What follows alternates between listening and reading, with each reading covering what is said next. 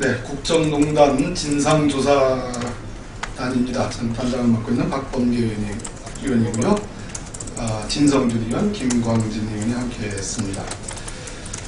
어제 오늘 많은 기사들이 나오고 있습니다. 여러 가지를 종합해서 말씀을 좀 드릴까 합니다.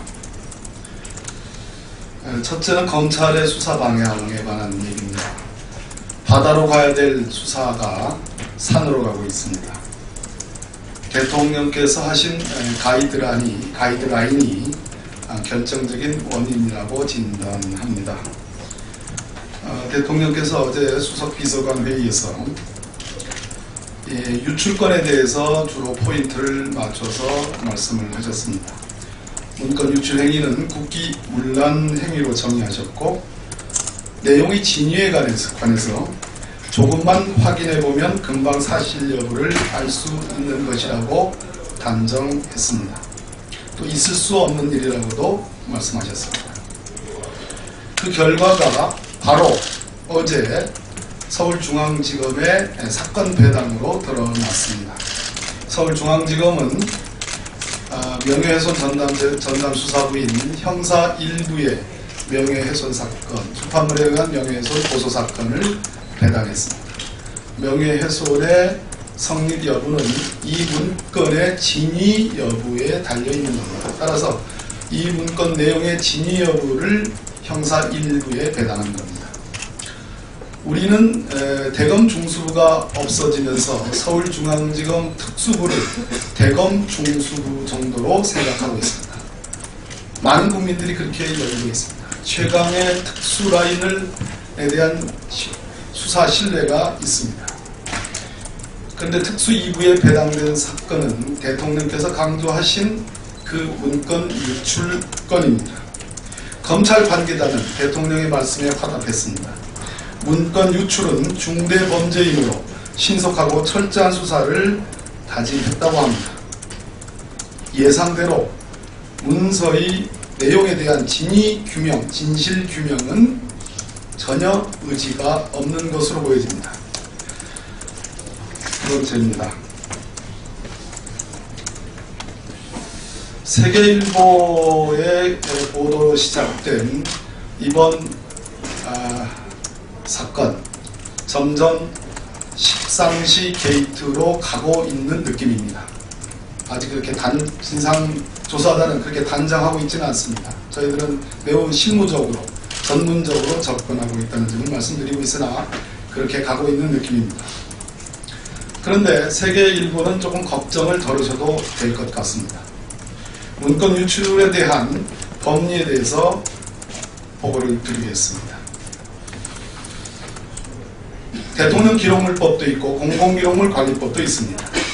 이러한 기록물법은 기록물의 보존 및 관리를 위한 법입니다. 원본이 그대로 청와대에 있고 그 사본을 유출한 것은 유출의 문제가 아니고 내용의 누설, 즉 기밀 누설 여부만 문제되는 것입니다. 기록물법의 각종 규정은 이를 전제로 규정되어 있습니다. 즉 이번 건은 세계일보가 입수한 그 문건은 사본일 가능성이 대단히 높습니다. 그렇다면 엄밀히 말해서 공공기록물 관리법상의 유출의 범죄 구성 요건 자체가 세계일보에 관한 한 성립되지가 않는다는 판단입니다. 그러면 기밀 누설의 공범이 가능하냐? 전혀 불가능합니다. 대법원 판례 2009도 3642호 판결에 의하면 누설의 상대방, 법률용어로는 대항범이라고 하고 있습니다. 대항범 관계에 있는 누설받은 행위에 대해서는 형법상의 공범 규정이 적용되지 아니하므로 교사, 방조 등의 책임을 물을 수 없다는 것이 우리 대법원의 확고한 판례입니다. NLL 대화로 그 엄청난 국가 기밀을 흔들었습니다. 정문원 의원은 기록물의 반출 행위로 약식 기소된 게 아니고 기밀 누설 행위로 약식 기소됐습니다.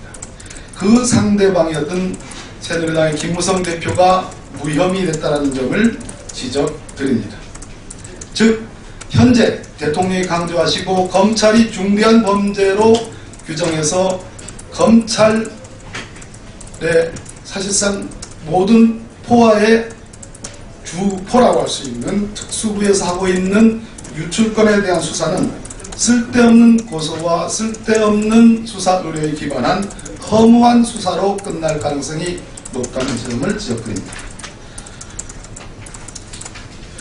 세 번째, 조선일보에 조홍천 전 공직기관 비서관의 인터뷰 내용이 실렸습니다. 이 문건의 내용에 대한 근거가 점점 확보되고 있습니다. 조홍천 전 비서관은 문건의 신빙성이 60% 이상이라고 얘기했습니다. 경악할 만한 사실은 인사검증과 고위공직자 비위감찰을 주 업무로 하고 있는 공직기관 비서관실에 소속되어 있는 5명의 경찰의 명단을 안봉근 비서관이 팀장으로 있는 제2부속비서관실에서 간수로 찍어 5명의 명단을 내려보냈다라는 증언입니다. 인사전행의 단면이 그대로 드러났다 할 것입니다. 전 박모 행정관 박경정 역시 한국일보 인터뷰에서 청와대가 찌라시 종합 수준이라 하고 했다라고 물으니 박경정은 거짓말이다. 조비서관을 바보로 만들려고 한 거짓말이다라고 대답을 했습니다. 이 문건의 내용이 점점 진실로 묻어가고 있습니다. 이러고서도 수사를 하지 않겠다는 말인지 되묻지 않을 수 없습니다. 마지막으로 정윤회 씨 인터뷰에 관해서 중앙일보 인터뷰에 관해서 말씀드리겠습니다. 정윤회 씨는 이 모든 음모의 주범을, 조작의 주범을 청와대 민정수석실 민정라인으로 지목해서 단정했습니다. 비선 실세가 국정 최고 컨트롤 타워의 최강 민정라인을 범죄 집단으로 낙인 찍고 경고를 보낸 꼴입니다. 이 정도 되면 나라가 위태롭습니다. 또 하나 있습니다. 조홍천 비서관은 증언하기를 자신의 청와대 공용폰으로 전화가 왔는데 정윤회 씨가 전화를 했다고 했습니다. 그리고 문자를 받았다고 했습니다. 전화를 받아달라는 얘기였습니다. 그리고 이재만 비서관이 왜 정윤회 씨의 전화를 받지 않느냐라고 물어봤다고 밝혔습니다. 또 정윤회 씨는 최근 박모 경정을 전화통화를 해서 얘기를 했다고 했습니다. 박모 경장이 그 내용은 윗선에 물어봐라. 그 내용은 사실이 아니다라는 그런 취지로 얘기를 했습니다. 검찰의 특수통 검사들은 이쯤 되면 금방 알아차릴 것입니다. 증거인멸행위입니다. 명백한 증거인멸행위로 단정되지 않을 수 없습니다. 본 의원이 지난 7월에 국회 운영위원회에서 이재만 비서관을 상대로 정윤회 씨를 만난 적이 있냐고 물었습니다. 처음에는 15년 전 이렇게 얘기하다가 2003년, 2004년에 마지막으로 만났다고 했습니다. 본 의원의 질문은 이재만 비서관이 정윤회 씨와 접촉하고 있느냐는 취지였습니다. 여기에 대해서 그는 만나지 않았다라고 답변을 했습니다. 저는 접촉하지 않은 것으로 그렇게 이해했습니다. 그러나 언론 보도에 의하면 정윤회 씨는 이재만 비서관과 소통하고 있었습니다. 위증의 혐의가 여실합니다. 마지막으로 정윤회 씨는 청와대 이재만 비서관 등에게 왜 적극 대응하지 않느냐라고 주문했다고 했습니다. 통보했다고 했습니다. 요구했다고 했습니다. 이 세 가지를 합치면 지시에 가까운 것으로 저는 이해하고 해석합니다.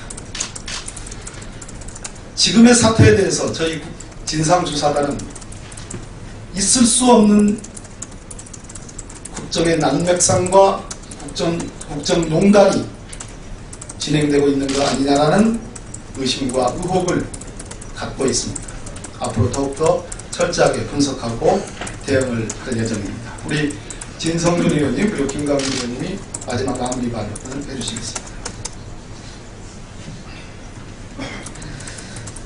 예, 진성준 의원입니다. 오늘 아침 조응천 전 공직기강 비서관의 인터뷰로 정윤회 씨가 거짓말을 하고 있다라고 하는 사실이 드러났습니다. 정윤회 씨는 청와대 문건의 내용이 소설이라면서 전면 부인해 왔습니다. 또 이재만 등 청와대 실세 3인방과도 2007년 이후 만난 적 없다고 분명하게 말한 바 있습니다. 하지만 2014년 4월 청와대 이재만 비서관과 통화하고 최소한 통화했음이 드러났습니다. 이렇게 누가 거짓말을 하고 있는지 분명하게 드러났고, 그런 이상 청와대 공직기강 비서관실에서 작성했던 이른바 동양문건, 저희들은 감찰문건이라고 보고 있습니다만 그 감찰문건의 내용도 점점 신빙성이 높아지고 있다, 이렇게 봅니다. 우리가 정말로 이해할 수 없는 것은 도대체 그 어떤 공직에도 있지 않은 정윤회 씨가 어떻게 그렇게 청와대 내부 사정에 정통하고 해박할 수 있는가 하는 것입니다. 2014년 4월에 정윤회 씨는 조응천 비서관과 통화를 시도했습니다. 왜 그랬습니까? 청와대 조응천 비서관이 이른바 박지만 씨 미행과 관련된 자신의 일을 조사하고 있었기 때문에 그런 일이 없다라고 하는 점을 해명하기 위해서 통화를 시도했다고 하는 것 아닙니까? 그렇다면 정윤회 씨는 어떤 계통으로 그런 사실을 알게 되었는지 밝혀야 할 것입니다. 조응천 비서관이 얘기했던 것처럼 매월 2차례 이상씩 이른바 십상시에 의해서 청와대 내부 동향을 보고받지 않고서야 어떻게 알 수 있었단 말입니까? 또 2014년 1월 조응천 비서관이 문제의 사실들을 청와대 정무수석 비서관과 비서실장에게 보고한 직후 문제의 문건을 작성했던 박모 경정이 청와대로부터 경질되었습니다. 또 2014년 4월 달에는 조응천 공직비서관 본인이 경질되어 버렸습니다. 정윤회 씨의 문제를 지적하는 보고서 작성자 그리고 그 책임자 모두가 다 보고한 직후에 경질되어 버렸습니다. 정윤회 씨가 청와대에 숨겨져 있는 비선 실세가 아니라면 어떻게 이런 일이 벌어지겠습니까? 청와대나 정윤회 씨의 주장처럼 문제의 보고서가 허무맹랑한 소설이요 찌라시 수준이었다고 한다면 문제의 공식 문서를 작성한 박모 경정과 그 책임자인 조응천 비서관이 그냥 청와대에서 떠나고 원대 복귀되는 것으로 끝날 일입니까? 허위 공문서를 작성한 죄로 징계는 물론이거니와 형사처벌도 해야 될 사안 아닙니까? 그런데 왜 청와대는 지금까지 쉬쉬하고 덮어뒀습니까? 왜 그렇습니까? 저는 이 문제에 열쇠가 있다 이렇게 생각합니다. 저희 진상조사단은 이 문제의 실체를 드러내기 위해서 노력할 것이고 저희들도 물론 한계가 있습니다만 우리 기자 여러분들께서도 기자정신을 발휘해서 실체적 진실을 취재해 주시기를 당부드립니다. 예, 김광준입니다. 짧게 한 말씀만 드리겠습니다. 십상시라고 하는 단어들이 많이 등장하니까 오늘 어떤 신문에서 주석을 달았습니다. 십상시, 한나라를 망하게 한 주범. 그런데 한 가지 잘못 알고 계신 게 있습니다. 한나라는 십상시 때문에 망하지 않았습니다. 십상시가 전행을 누리도록 아무런 관리 감독도 하지 않는 무능한 황제 때문에 망했습니다. 대통령께서는 손톱 및 가시, 일벌 100개, 단두대 이런 말씀들을 요즘 즐겨 사용하십니다. 지금 국기문란이 벌어지고 있는 곳은 멀리 있지 않습니다. 대통령이 일벌 법계를 하셔야 할 곳, 그곳은 가장 가까운 곳에 있습니다. 그 역할을 잘 해주셔야 십상시의 난이 국가를 위해서 잘 끝날 것이라고 생각합니다. 이상입니다. 네. 지금 김광진 의원의 말씀에 조금 부연을 하면 대통령의 말씀은 이런 것 아니겠습니까? 있을 수 없는 일이고 당사자 본인들에게 확인해보면 금방 허구인 것이 드러날 일이다, 이렇게 말씀을 했습니다.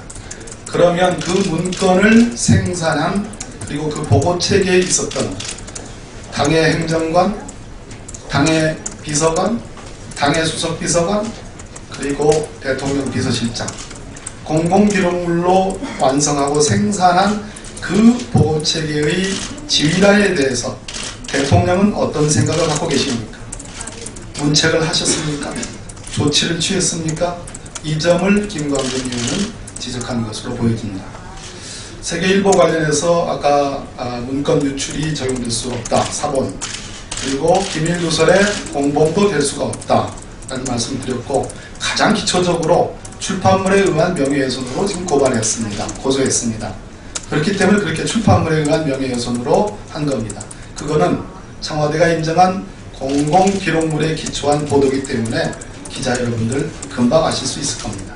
명예훼손은 성립되지 않습니다. 이상입니다.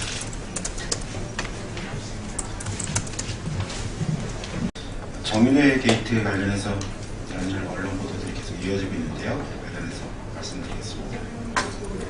정윤회 게이트와 관련해서 국민의 의혹은 꼬리에 꼬리를 물고 새로운 증언들이 고구마 줄거리 캐듯 이어져 나오고 있습니다. 어제 박근혜 대통령의 문건 유출은 국기문란이라는 엄포와 검찰 수사 가이드라인 제시에도 불구하고 정윤회 게이트 관련 새로운 증언들이 쏟아져 나오고 있습니다. 이 정도가 되면 문건 유출 국기문란이 아니라 청와대발 국가 난리 수준입니다. 오늘 언론들의 보도에 따르면 비선 권력에 대한 새로운 증언들이 이어지고 있습니다. 정윤회 씨가 이재만 총무비서관과 4월에 전화 통화하거나 만난 사이라는 주장이 제기됐습니다. 또한 지난 7월 공직기강 비서실의 권한이 민정비서실로 이관하면서 민정수석실 파견요원 20명이 교체됐다는 것입니다. 그리고 문고리 권력 중 하나인 안봉근 비서관이 청와대 파견 경찰 인사에 개입했다는 증언도 나왔습니다. 아울러 지난 5, 6월경 문서 유출에 대한 조사가 청와대 내에서 이미 이루어지는 것으로 보도되었습니다. 도대체 청와대에서 올해 초부터 무슨 일이 벌어진 것입니까? 국민들의 의혹은 꼬리에 꼬리를 물고 새로운 증언들이 고구마 줄고 이렇게 이어져 나오고 있습니다.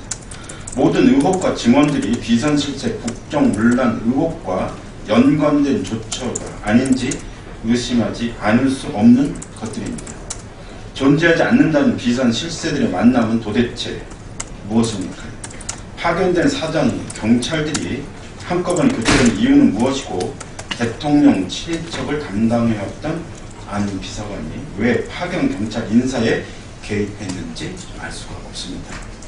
여기 결정적으로 문서 유출을 이미 청와대가 조사해 이루어져 있다는 대사겠습니다. 여기에 결정적으로 문서 유출에 대해 이미 청와대가 조사를 했다는 사실이 있는데 다 알고 있는 사실 검찰의 수사, 의뢰한 의도가 무엇인지 묻지 않을 수 없습니다. 청와대 해명의 실타리는 대사겠습니다. 청와대 해명의 실타래는 점점 꼬리만 가고 국민들의 의혹은 거듭되고 있는 형국입니다. 여기에 청와대는 오늘 소송 법률 대리를 통해 이번 사건 관련 문건이 대통령 기록물이라는 입장을 밝혔습니다. 청와대 측 손교명 변호사는 내용만 놓고 볼 때 신빙성이 없어도 대통령의 직무수행과 관련해 생산 보유된 것이라면 대통령 기록물에 관한 법률상 기록물이라는 것입니다. 아마도 공식 문건으로 인정해야 문건 유출 수사를 할 수 있기 때문이겠지만 결국 청와대는 찌라시가 아니라 공식 문건임을 인정한 셈입니다. 이제 문건 유출이 아니라 이 문건의 진실이 무엇인지를 밝히지 않을 수 없게 됐습니다. 어제 박 대통령의 검찰 수사 가이드라인을 스스로 허물어 버린 것입니다. 그런데도 검찰은 문건 유출과 명예훼손에 대해서만 다루려는 것으로 보입니다. 갖가지 의혹들은 검찰 수사만으로는 어렵다는 것을 국민들 모두가 이제 알고 있습니다. 다시 한번 당부합니다. 청와대는 지금이라도 즉시 실체적 진실을 명명백백히 밝혀야 합니다. 또한 새누리당은 청와대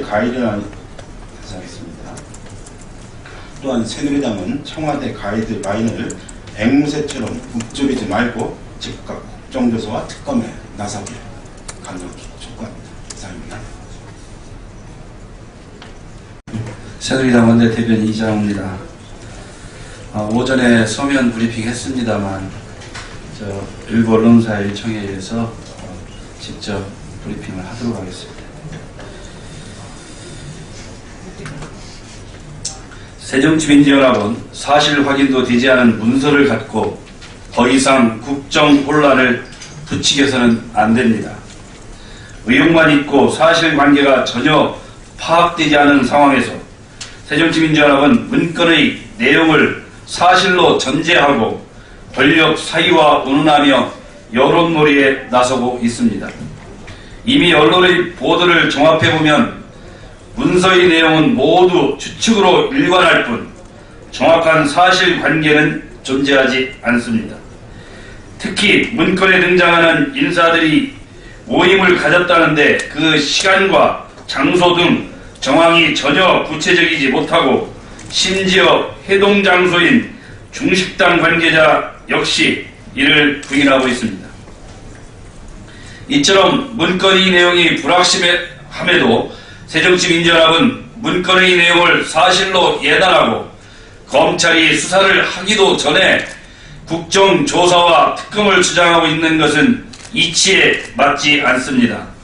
특히 문서에 등장하는 인사들의 인권이 정쟁의 희생양이 될 수 있다는 점을 새정치민주연합은 분명히 인지하고 더 이상 의혹을 확대 재생산해서는 안 됩니다.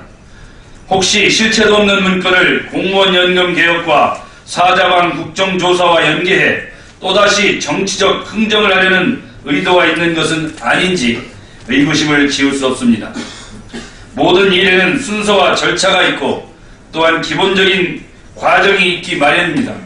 이미 유출된 문건에 대한 진위 여부를 비롯해 유출 경위 등에 대해 검찰 수사를 앞두고 있는 만큼 새정치민주연합은 섣부른 판단으로 더 이상 국정을 흔들지 말고 인내심을 갖고 검찰 수사를 지켜보는 것이 공당의 책임있는 자세임을 분명하게 밝힙니다. 이상입니다. 박근혜 대통령이 기어이 국민건강보험공단 이사장에 성상철 전 병원협회장을 임명했습니다. 건보공단의 공익적 성격과는 정반대로 일방의 이익을 대표하는 병원협회장 출신이며 의료 민영화와 영리화를 가장 앞장서서 주장하고 추진해왔던 사람입니다. 어느 뭐로도 건보공단 이사장에 전혀 어울릴 수가 없는 이 인사는 친박 낙하산이기 때문에 가능했습니다. 김기춘 비서실장의 경남고 후배인데다 박정희 대통령 기념재단 이사 출신입니다. 결국 우리 박근혜 정부는 낙하산 인사를 하지 않는다던 김기춘 실장의 국회 발언 역시 새빨간 거짓말로 드러났습니다. 노골적인 대국민 사기 발언이었던 셈입니다. 더 각오하는 취임식입니다. 군사작전도 이런 전격적인 기습작전이 없습니다. 취임식 10분 전에야 임명사실을 밝혔습니다. 건보공단 직원들은 불과 5분 전에야 안내방송을 듣고 알았다고 합니다. 반발하는 직원들을 피해 취임식장을 6층으로 옮겼고 계단 출입구를 봉쇄하고 취임식장 문까지 걸어 잠갔습니다.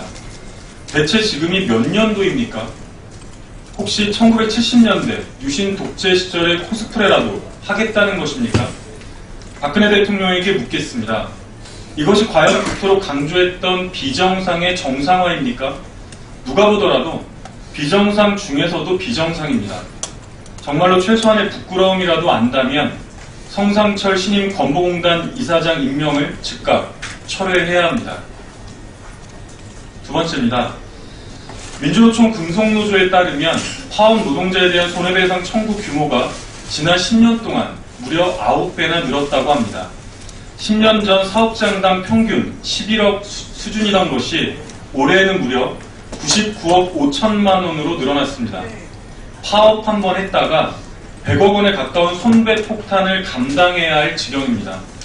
천문학적인 손배 가압류의 압력을 견디다 못해 노동자들이 목숨까지 끊는 지경이니 가히 살인 핵폭탄이라고 불러도 무방합니다. 돈을 무기로 노동조합을 파괴하려는 사용자의 파렴치한 행태와 쟁유행에 대하여 편향된 판결을 내려온 사법부의 공정하지 못한 행태가 빚은 참극입니다. 독일에서는 설사 불법적인 파업이라고 하더라도 손해배상을 청구하는 경우가 거의 없습니다.